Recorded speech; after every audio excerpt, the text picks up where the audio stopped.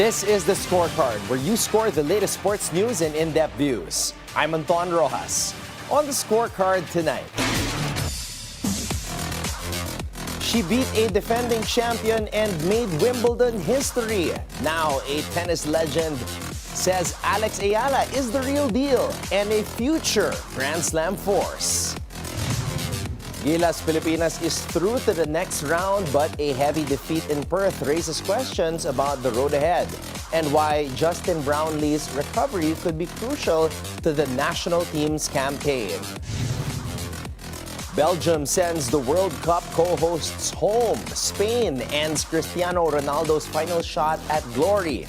Now, a blockbuster quarterfinal awaits. Denver is still home for Nikola Jokić, but a new deal will have to wait. The three-time MVP eyes a contract that could rewrite NBA history. All the headlines and more on the Scorecard tonight, the 7th of July. Now, here's our roundup brought to you by the Philippine Sports Commission, the Philippine Olympic Committee, and the NSD-IAC.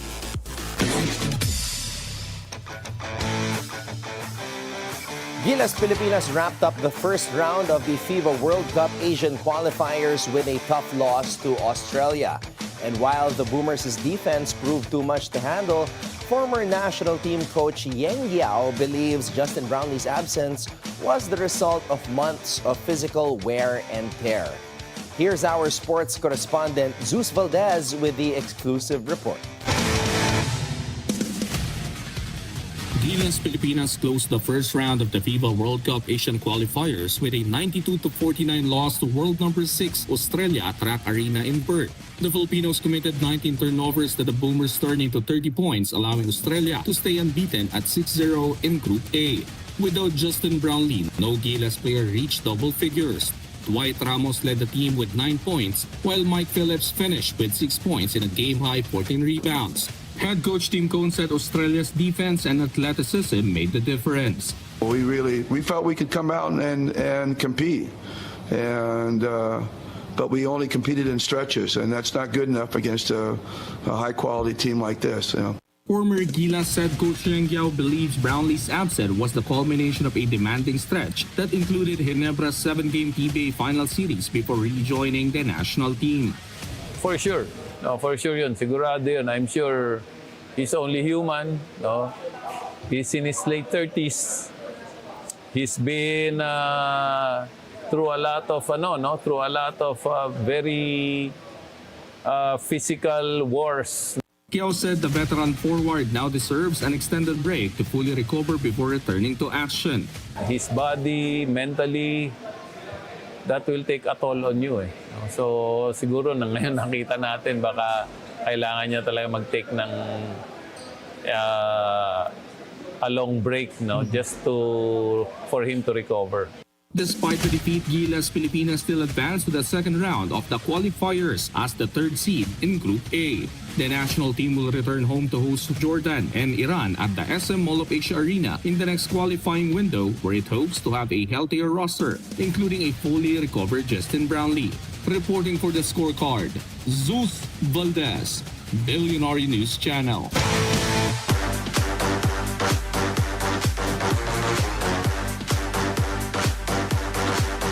A future Wimbledon champion and a top 5 player in the world. That's the bold prediction of British tennis great Greg Rusedski for Filipina tennis ace Alex Eala after her historic run at the All England Club. Once again, here's Zeus Valdez with the details. This is somebody who's going to win the Wimbledon Championship one day and possibly get to the top 5 in the world. She is that good. British tennis great Greg Rusedski believes Alex Eala has the talent to become a Wimbledon champion and one of the world's top 5 players. Rusedski made the remarks after watching Eala's impressive third-round victory over defending champion Iga Swiatek, where the Filipino won 7-6, 6-2 to reach the last 16. The former world number 4 shared his thoughts on his podcast just hours before Eala's fourth-round match against Italy's Jasmine Paolini, which the Filipina lost in 3 sets. Rusedski said Eala's composure and smart tactics, particularly her well-placed serves, allowed her to disrupt Świątek's rhythm. What I was impressed with was her mental fortitude, her strength, her mentality. She was the one who looked like she had the 6 major titles. It wasn't Iga Świątek. Iga Świątek was anxious. She was nervous. In 2023, Świątek served as guest of honor at the Rafa Nadal Academy graduation, where Eala received her diploma both from Nadal and the Polish star. Rusedski believes Eala has already become the new face of Philippine sports. She is the new Manny Pacquiao. She is the real deal. She is a breath of fresh air. And what a moment. First Filipino man or woman to be into the 4th round at a major. Although Eala's Wimbledon campaign ended in the 4th round, her historic run continues to earn praise from some of the biggest names in world tennis. Reporting for the Scorecard, Zeus Valdez, Bilyonaryo News Channel. Rain or shine isn't planning to reinvent itself for the PBA Season 50 Governors' Cup. Instead, the Elasto Painters believe staying true to their identity is the key to reaching the finals.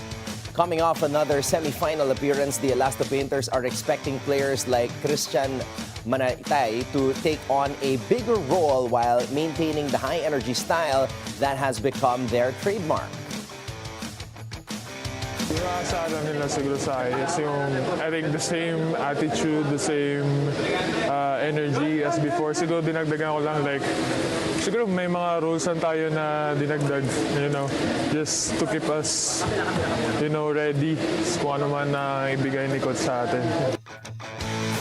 Veteran forward Kailan Tiongson agrees that continuity remains the team's biggest strength. After coming close to a finals berth last conference, he believes rain or shine only needs to build on its experience. Rain or shine fans, I guess they could just expect the same brand. I think we showed last conference we're close to cracking through, so we just keep at it, take the experience that we've gained, and just try to, you know, take that next little step and make it to the finals. Barangay Ginebra will be without Scotty Thompson at the start of the PBA Governors' Cup after the Star Guard was ordered to take 6 to 8 weeks of rest due to a hamstring injury.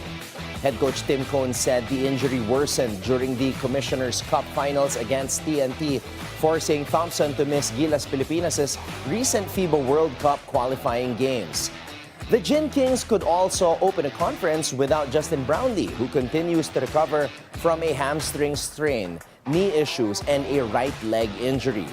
Cohn said Ginebra will miss Thompson's presence but remains confident the veteran guard will do everything he can to return as soon as he is fully recovered.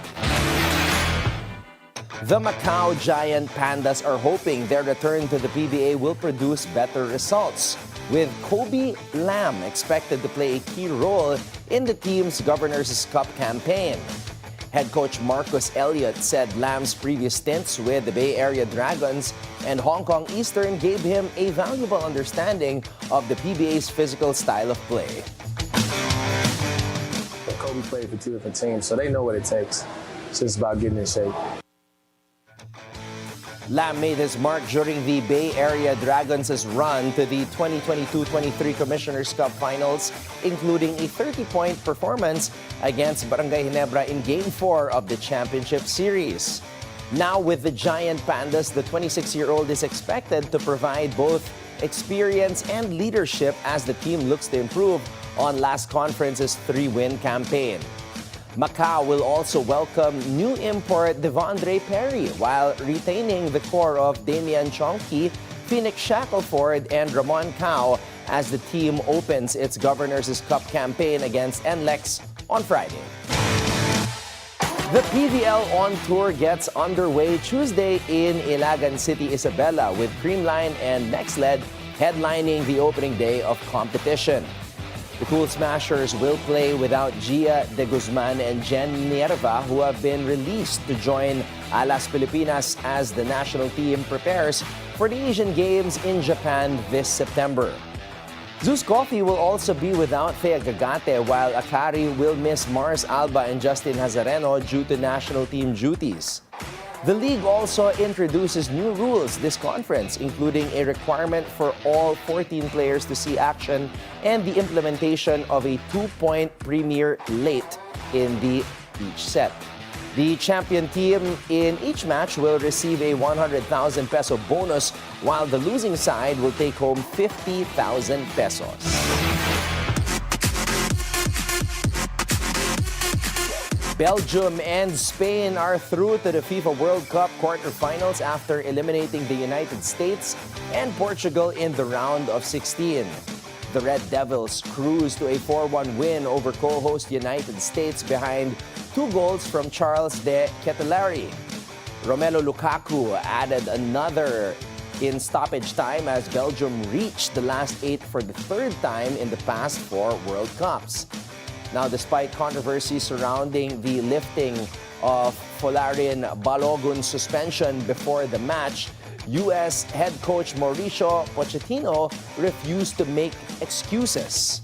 Meanwhile, Spain needed a dramatic 91st minute goal from substitute Mikel Merino to edge Portugal 1-0 in a thrilling Iberian derby.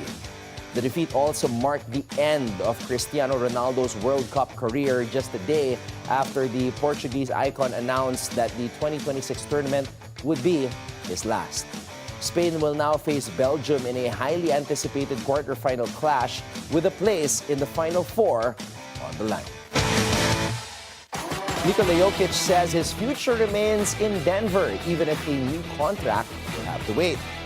Speaking after leading Serbia to a win in the FIBA World Cup qualifiers, the 3-time NBA Most Valuable Player said he hopes to spend the rest of his career with the Nuggets. Instead of signing a 4-year extension this offseason, Jokić plans to wait until next summer when he could become eligible for what would be the richest contract in NBA history. The 31-year-old continues to play at an MVP level, coming off another triple-double performance for Serbia after a season in which he averaged a triple-double for Denver. Meanwhile, another notable offseason move saw Japanese forward Rui Hachimura leave the Los Angeles Lakers to join the Los Angeles Clippers on a reported 2-year deal. Hachimura thanked Lakers fans on social media after spending more than 3 seasons with the franchise. Harmy Constantino and Yvonne Becerra share the opening round lead Tuesday after both fired 3 under par 69s at the ICTSI Pradera Verde Championship in Lubao, Pampanga. Constantino overcame an up-and-down start by birdieing 4 of her final 7 holes to catch Becerra, who put together a steady round despite playing through a left-hand injury. Chihiro Ikeda sat just 1 shot off the lead after a 70, while Pinewoods champion Chanel Avaricio stayed in contention with a 1 under par 71. Constantino said patience made the difference after she battled the heat and tough conditions before finishing with a late birdie surge. The 2 co-leaders head into the second round looking to stay on top of the leaderboard in the 4th leg of the Ladies Philippine Golf Tour. Rolly Romero will make the first defense of his WBA welterweight title on August 22 when he takes on 2-division world champion Teofimo Lopez at the T-Mobile Arena in Las Vegas. The bout matches 2 of boxing's biggest names as Romero looks to build on his title-winning victory over Ryan Garcia last year. Lopez moves up to the welterweight division after losing his WBO junior welterweight crown to Shakur Stevenson earlier this year. The winner could emerge as one of the division's top stars as both fighters look to reestablish themselves among boxing's elite. Most of the greatest Filipino boxers to ever step into the ring came from the provinces. And according to ABAP President Marcos Manalo, the country's next world champion could be waiting there too. Once again, here's Zeus Valdez with the exclusive report. The Association of Boxing Alliances in the Philippines is stepping up its grassroots programs, believing the nation's next world champions and Olympians are already training in communities outside Metro Manila. Speaking during the Cagayan Valley Sports and Youth Summit in Cagayan City, ABAP President Marcos Manalo said the federation is working closely with the Philippine Sports Commission to strengthen talent identification in the provinces. Yung mga ganitong sports summit ay take advantage na opportunity na we're able to go around the different provinces. Even outside the sports summit, kami sa ABAP, we also are doing our trips to different provinces, no? Kasi nandun talaga yung mga talents eh. Manalo said ABAP's priority is to make Olympic-style boxing more accessible by creating a clear development pathway for aspiring athletes. The federation has begun expanding coach education programs, training tactical officials, and building stronger local boxing communities across the country. One of my main objectives sa ABAP is mas maging accessible yung pathway para sa mga atleta. Ibig sabihin, kung gusto ko maging boxer, dapat clear sa akin yung pathway. We're really looking at the different provinces. We're offering coach education programs. We're training the technical officials, diba? With its grassroots effort expanding nationwide, ABAP hopes to uncover more Filipino boxers capable of representing the country on the world stage, proving that the next champion could come from any corner of the Philippines. Reporting for the Scorecard, Zeus Valdez, Bilyonaryo News Channel. Up next, Alex Eala's remarkable Wimbledon journey came to an end after a hard-fought 3-set loss to Italy's Jasmine Paolini in the 4th round. But after making history, defeating defending champion Iga Swiatek and proving she can compete with the world's elite, what's next for the biggest rising star in Philippine tennis? Tennis analyst Max Gilham joins us to break it all down when we return right here on The Scorecard.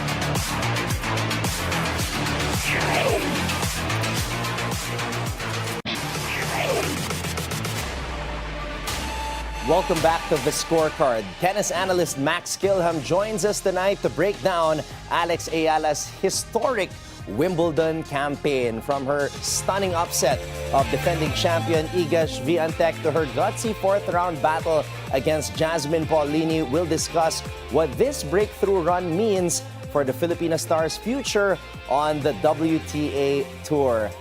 Max, thank you so much for joining us once again on The Scorecard. First of all, how would you assess Alex Eala's historic Wimbledon run, and what did it tell you about where she is right now as a player? Well, first of all, it was a brilliant run. At the end of the day, it's her best ever run at Grand Slam to date, and I think she's only the 3rd Filipino player ever to reach the 4th round of a slam. We're going back over 100 years now.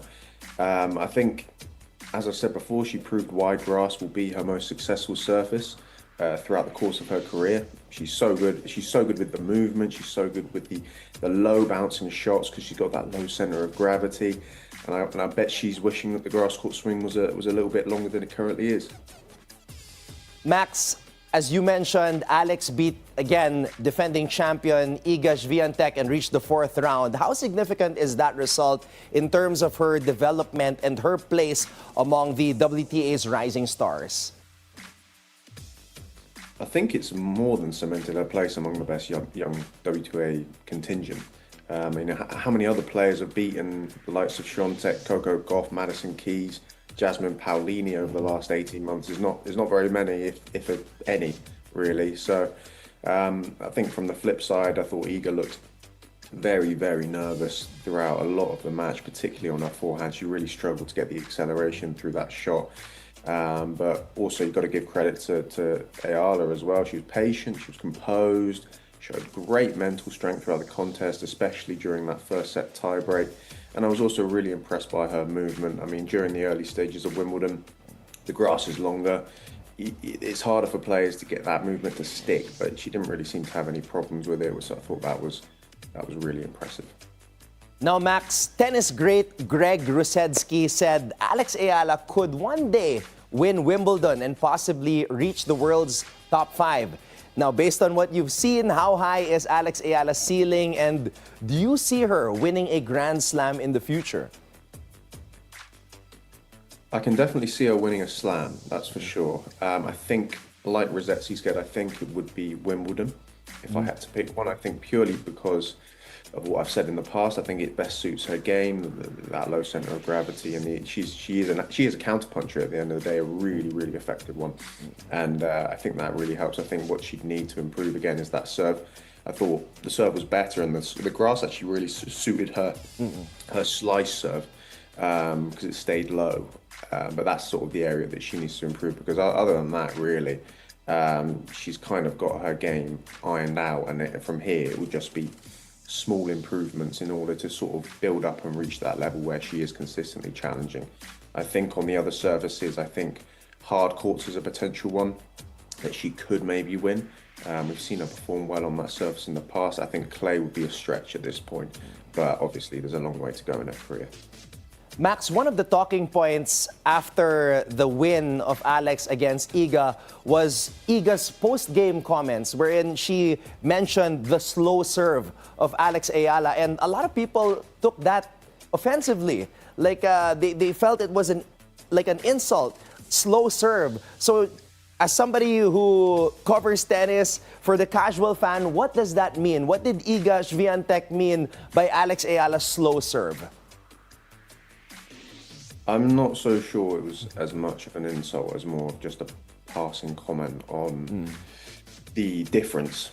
And what was effective against Swiatek was that it was the slower serve. And that's not to say it's a bad serve. As I said, Alex used particularly the second serve very effectively with that slice. I'm not sure if Swiatek exactly meant it as an insulting comment.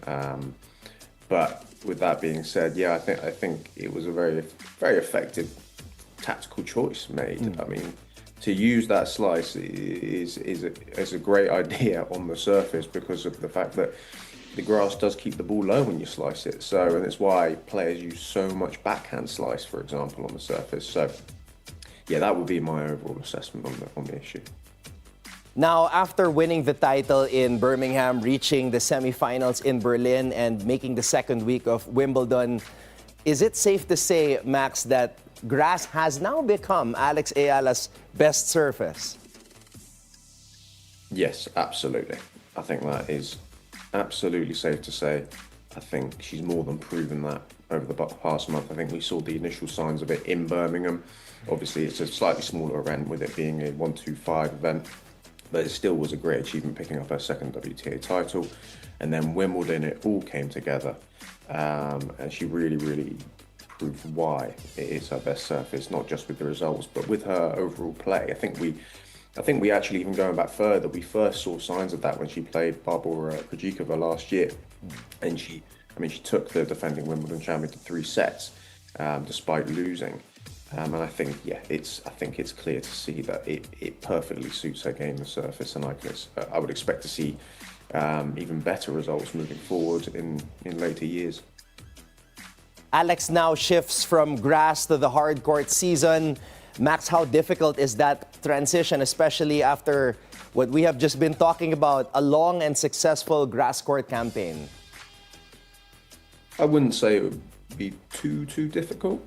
I mean, it's not like switching from grass to clay, for example, where we're not seeing a drastic change in sort of the bounce or the pace of the ball through the court that would come with that sort of transition.